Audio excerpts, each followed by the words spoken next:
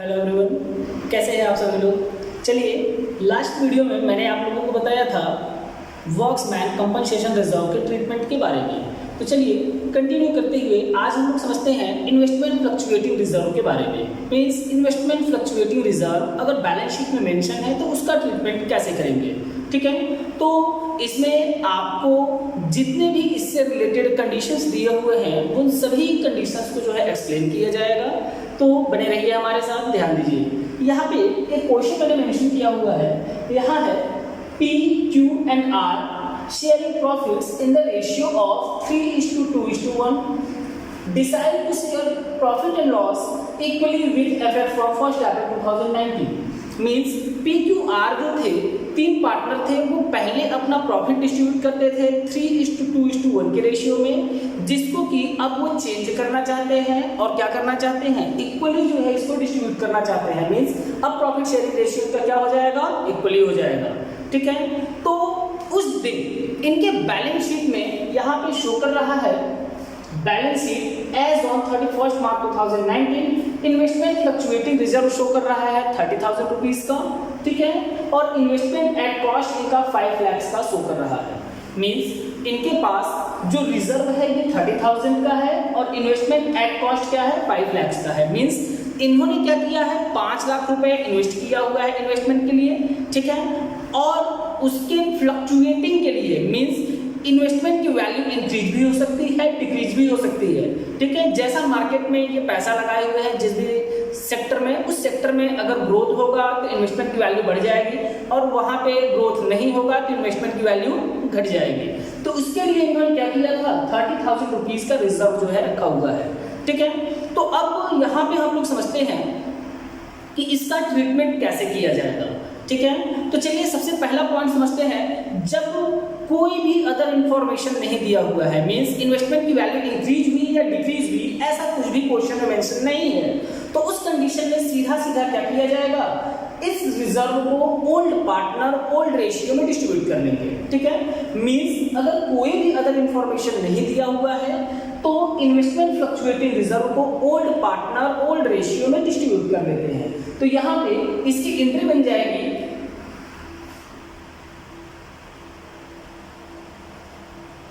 Investment fluctuating reserve account debit to P's capital account to Q's capital account and to R's capital account. Means तीनों partner P, Q and R तीनों लोग क्या करेंगे, investment fluctuating reserve को जो है distribute कर देंगे अपने ओल्ड रेशियो में। तो इसका अमाउंट है आपका 30,000 रुपीज। ठीक है, तो 30,000 को 3:2:1 के रेशियो में डिस्ट्रीब्यूट करेंगे। तो 6 को डिवाइड करेंगे तो 5 मींस 3 से मल्टीप्लाई करेंगे, इनका हो जाएगा 15,000, इनका हो जाएगा 10,000 और इनका हो जाएगा 5,000। इस तरीके से इसको ये डिस्ट्रीब्यूट कर लेंगे। ये तो हुआ क्या, इनका केस फर्स्ट, मतलब कोई भी अदर इंफॉर्मेशन अगर नहीं दिया हुआ है तो। ठीक है, अब आते हैं सेकेंड पॉइंट पे। तो सेकेंड पॉइंट हमारा ये है कि अगर मान लीजिए इन्वेस्टमेंट की वैल्यू सिर्फ 5 लाख ही रह जाती है, मतलब ना ही इंक्रीज हुआ ना ही डिक्रीज हुआ, तो अब जाहिर सी बात है कि जब इन्वेस्टमेंट की वैल्यू नहीं इंक्रीज हुई नहीं डिक्रीज हुई, मतलब 5 लाख का 5 लाख ही है, तो इन्वेस्टमेंट फ्लक्चुएटिंग रिजर्व तो हमारा चेंज ही नहीं होगा, उतना तो उतना ही रह जाएगा, नहीं घटेगा नहीं बढ़ेगा। तो उस कंडीशन में क्या करेंगे, पूरा 30,000 सेम टू सेम इसी तरीके से जो है डिस्ट्रीब्यूट कर देंगे। मतलब इन्वेस्टमेंट की वैल्यू अगर इंक्रीज या डिक्रीज नहीं होती है तो उस कंडीशन में क्या करेंगे, जितना भी हमारा रिजर्व है उसको पूरा का पूरा ओल्ड पार्टनर ओल्ड रेशियो में डिस्ट्रीब्यूट कर लेंगे। ठीक है, ये तो हो गया आपका एक और केस। तो चलिए अब आगे हम लोग समझते हैं कि जब इन्वेस्टमेंट की वैल्यू डिक्रीज होती है, ठीक है, इन्वेस्टमेंट की वैल्यू अगर डिक्रीज होती है तो किस तरीके से ट्रीटमेंट करेंगे, आइए समझते हैं इसको। ठीक है, तो नेक्स्ट केस हम लोग देखते हैं कि अगर मान लीजिए क्या होता है, इन्वेस्टमेंट की वैल्यू घट जाती है। ठीक है, इन्वेस्टमेंट की वैल्यू क्या होती है, घट जाती है। मींस ये जो 5 लाख रुपए इन्वेस्टमेंट की वैल्यू शो कर रही है, ठीक है, अब इसका मार्केट प्राइस घट के हो गया 4,88,000 rupees.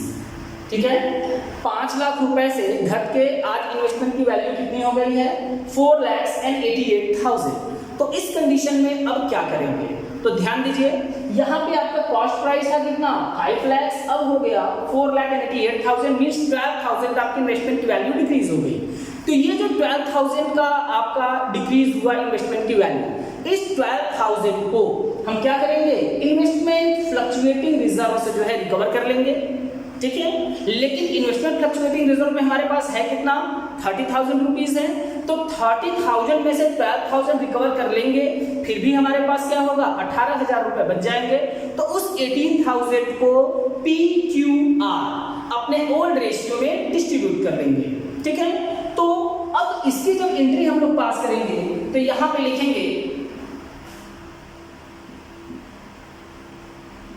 Investment fluctuating reserve account debit to. ध्यान दीजिए, अगर एसेट्स की वैल्यू इंक्रीज होती है तो उसको डेबिट किया जाता है, और अगर एसेट की वैल्यू डिक्रीज होती है तो उसको क्रेडिट किया जाता है। ठीक है, तो ध्यान दीजिए, यहाँ पे एसेट की वैल्यू डिक्रीज हुई है तो इसको क्रेडिट करेंगे, तो लिख देंगे यहाँ to investment account. Investment fluctuating reserve में हमारा 30,000 है, यहाँ शो कर दिए 30,000।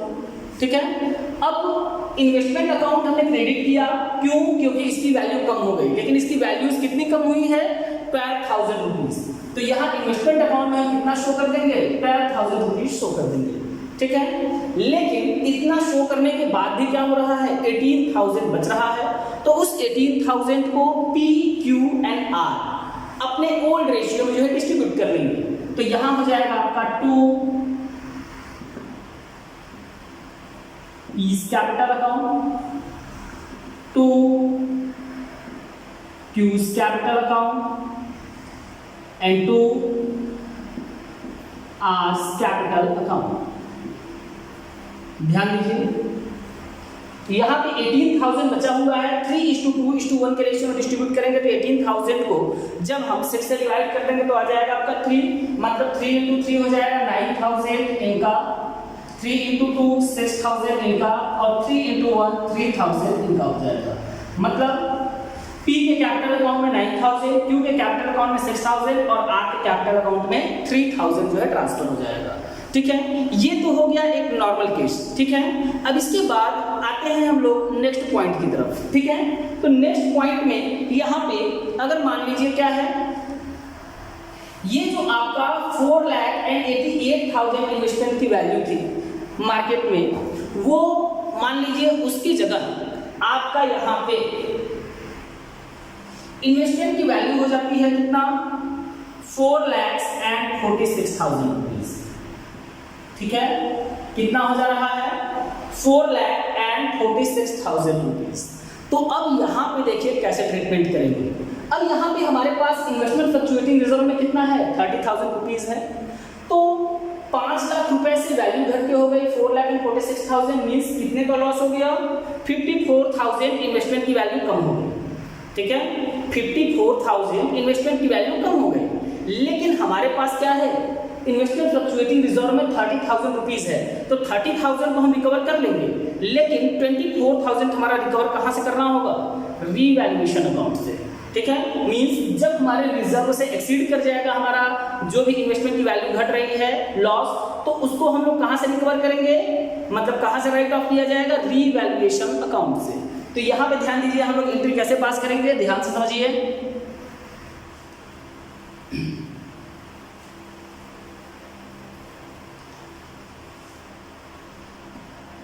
यहां लिखेंगे इन्वेस्टमेंट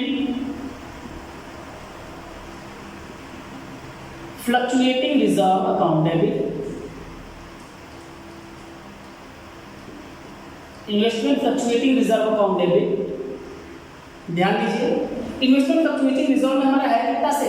30,000 रुपीज ही है, लेकिन इन्वेस्टमेंट की वैल्यू आपकी कम कितनी हुई है? 54,000। तो इन्वेस्टमेंट जब यहाँ क्रेडिट होगा तो कितना दिखाएंगे? 2 इन्वेस्टमेंट, मतलब एसेट की वैल्यू डिक्रीज हो गई है इसलिए इसको क्रेडिट कर दिया गया। अगर एसेट की वैल्यू इंक्रीज होती है तो उसको डेबिट किया जाता है। ठीक है, तो अब ध्यान दीजिए इन्वेस्टमेंट अकाउंट में तो हमारा आ गया 54,000। ठीक है, मींस इन्वेस्टमेंट की वैल्यू कम तो हुई है कितनी, 54,000। तो यहाँ पे जो आपका 30,000 की जगह मतलब ये तो आपका 30,000 इन्वेस्टमेंट फ्लक्चुएटिंग रिजर्व से आ गया और 24,000 जो कम है उसको हम रिकवर करेंगे कहाँ से, रीवैल्यूएशन अकाउंट से। तो यहाँ पे लिख देंगे रीवैल्यूएशन अकाउंट डेबिट और इसका अमाउंट कितना हो जाएगा 24,000 रुपीज। ठीक है, इस तरीके से क्या करेंगे, यहाँ पे एंट्री पास कर देंगे। तो अब ध्यान दीजिए अगर रिवैल्यूएशन अकाउंट हमारा डेबिट होता है तो वो हमारा लॉस होता है और रिवैल्यूएशन अकाउंट अगर क्रेडिट होता है तो वो हमारा प्रॉफिट होता है। तो लॉस को अगर हम लोग डिस्ट्रीब्यूट करेंगे पार्टनर्स कैपिटल में तो पार्टनर का कैपिटल अकाउंट क्या होगा, डेबिट हो जाएगा। ठीक है, लेकिन अगर आपका प्रॉफिट होता है इसी जगह उसको डिस्ट्रीब्यूट करते हैं तो पार्टनर का कैपिटल अकाउंट इंक्रीज होता तो उसको क्या कर देते हैं, क्रेडिट कर देते। ठीक है, तो यहाँ पे 24,000 रुपीज से क्या हुआ है, लॉस हुआ है। तो इसको जब पार्टनर्स के कैपिटल अकाउंट में डिस्ट्रीब्यूट करेंगे तो रिवैल्यूएशन यहाँ डेबिट है, उसको राइट ऑफ करने के लिए क्रेडिट करेंगे और पार्टनर्स के कैपिटल अकाउंट को डेबिट करेंगे। तो यहाँ पे हमारा हो जाएगा P's capital account debit, Q's capital account debit, R's capital account debit, हो जाएगा रीवैल्यूएशन अकाउंट। रीवैल्यूएशन अकाउंट में ध्यान दीजिए हमारे पास था कितना 24,000 था। तो इसको जब डिस्ट्रीब्यूट करेंगे PQR को 3:2:1 के रेशियो में तो 6 से डिवाइड करेंगे 4 मतलब 4 × 3 12, 4 × 2 8 एंड 4 × 1 4। इस तरीके से क्या करेंगे, रिवैल्यूएशन के लॉस को हम लोग डिस्ट्रीब्यूट कर देंगे पार्टनर्स को। ये तो हुआ हमारा एक और कंडीशन। इसके बाद एक लास्ट कंडीशन आता है कि इन्वेस्टमेंट की वैल्यू हमारी इंक्रीज हो जाती है। ध्यान दीजिए इन्वेस्टमेंट की वैल्यू क्या हो जाए, अगर इंक्रीज हो जाए तो उसका ट्रीटमेंट कैसे करेंगे, आइए समझते हैं इसको। ध्यान दीजिए अब मान लीजिए ये जो 40 लाख एंड 46,000 था इसकी जगह अगर हमारे इन्वेस्टमेंट की वैल्यू हो जाती है कितनी 5,09,000 रुपीज। ठीक है, कितना हो गया 5,09,000। तो अब इस कंडीशन में ध्यान दीजिए कैसे ट्रीटमेंट करेंगे। पहले अगर यहाँ पे हमारे इन्वेस्टमेंट की वैल्यू कम होती तो इस इन्वेस्टमेंट फ्लक्चुएटिंग रिजर्व से हम उसको रिकवर कर लेते। ठीक है, लेकिन यहाँ पे ऐसा कुछ हुआ ही नहीं, यहाँ पे इन्वेस्टमेंट की वैल्यू ऑलरेडी जो है बढ़ी हुई है, मींस इस इन्वेस्टमेंट फ्लक्चुएटिंग रिजर्व का कोई यूज नहीं है। तो क्या करेंगे, इसको ओल्ड पार्टनर ओल्ड रेशियो में पहले डिस्ट्रीब्यूट कर लेंगे। ठीक है, तो पहले क्या करते हैं, इन्वेस्टमेंट फ्लक्चुएटिंग रिजर्व को जो है डिस्ट्रीब्यूट कर देते हैं। तो ध्यान दीजिए इसकी एंट्री कैसे पास करेंगे।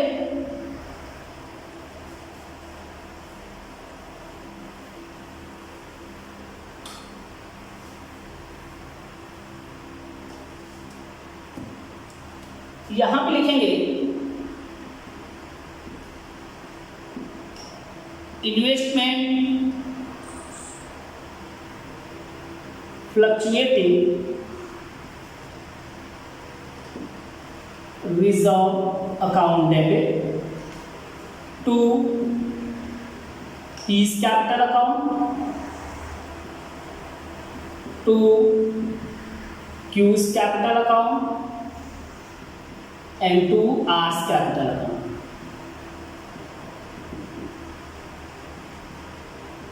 P, Q and R यहाँ पे अमाउंट था हमारा 30,000। तो 30,000 को जब P, Q, R डिस्ट्रीब्यूट करेंगे 3:2:1 के रेशियो में तो यहाँ हो जाएगा 15,000, यहाँ 10,000 और यहाँ 5,000। ये तो एंट्री हो गई आपकी इन्वेस्टमेंट फ्लक्चुएटिंग रिजर्व को डिस्ट्रीब्यूट करने की। ठीक है, लेकिन यहाँ इन्वेस्टमेंट की वैल्यू हमारी क्या हुई है, इंक्रीज हुई है, मींस हमको रिवैल्यूएशन पे प्रॉफिट हो गया। तो रिवैल्यूएशन पे अगर लॉस होता है तो उसको रिवैल्यूएशन अकाउंट को डेबिट करते हैं, लेकिन रिवैल्यूएशन पे अगर प्रॉफिट हुआ है तो रिवैल्यूएशन अकाउंट को क्रेडिट करेंगे। ठीक है, और एसेट की वैल्यू अगर इंक्रीज होती है तो उसको डेबिट करते हैं और एसेट की वैल्यू अगर डिक्रीज होती है तो उसको क्रेडिट करते हैं। तो यहाँ पे एसेट की वैल्यू तो इंक्रीज हुई, तो इंक्रीज हुई है तो एसेट को यहाँ पे डेबिट करेंगे तो क्या लिखेंगे, इन्वेस्टमेंट अकाउंट डेबिट कर देंगे और रिवैल्यूएशन पे प्रॉफिट हुआ है, इसलिए यहां लिख देंगे टू रिवैल्यूएशन अकाउंट, ठीक है। और आपका प्रॉफिट हुआ कितना 9000, तो यहां शो कर देंगे 9000 और यहां भी शो कर देंगे 9000 रुपीज, ठीक है। अब इसके बाद क्या किया जाएगा, ये जो रिवैल्यूएशन है इसको राइट ऑफ करेंगे, तो यहाँ ये क्या है आपका क्रेडिट है, तो इसको राइट ऑफ करने के लिए क्या करेंगे, डेबिट करेंगे। मींस जो प्रॉफिट हुआ है इसको पार्टनर्स को डिस्ट्रीब्यूट कर देते हैं रिवैल्यूएशन की। तो यहाँ पे आप लिखेंगे